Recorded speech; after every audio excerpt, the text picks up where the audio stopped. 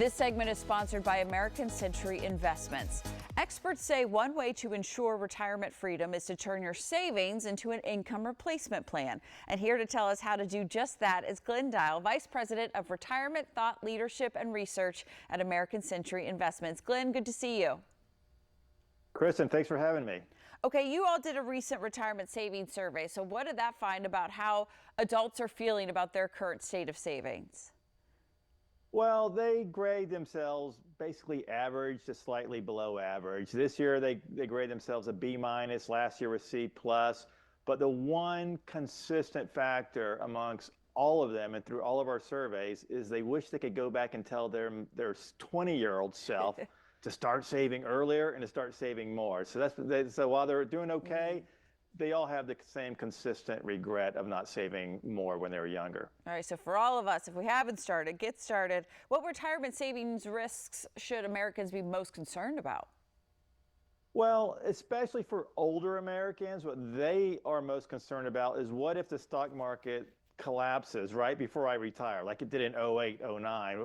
If I saved enough money, does that mean I'm not going to be able to retire? Or what if I'm eating right and exercising? We all want to do that. Well, that means I could outlive my savings once I do retire. So those are actually the two biggest risks that folks worry about is, am I going to live too long and outlive my savings? And what if the markets collapse right before or right after I retire? How's that going to impact my retirement? We mentioned the income replacement plan. So what are the benefits of that? What is that?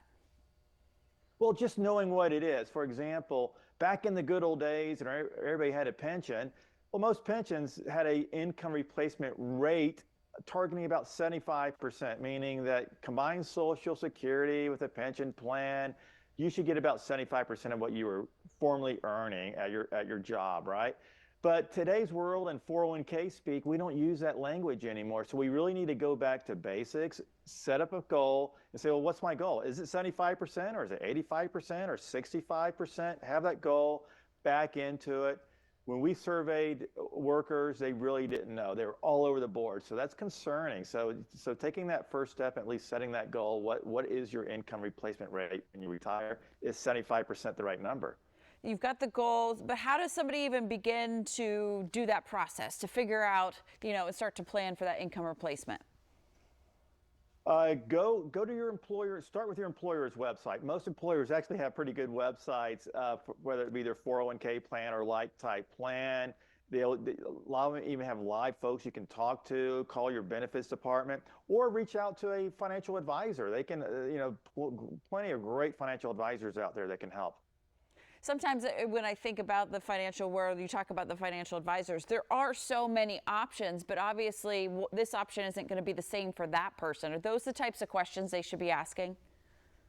Right. Yeah, that's a great point. Thankfully, there's plenty of financial advisors that do focus on income.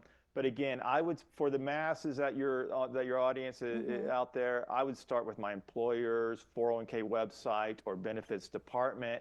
Reach out to them, let them know that, hey, I need more education. I'm concerned about how do I transfer, convert my savings, my lifetime savings into income. How does that work? What resources do you have for me? I love all that great information. It's never too late to start, so get started with those savings. Glenn, thank you so very much. Thank you. Appreciate it, Kristen. And for more information, just head to americancentury.com/retirement survey.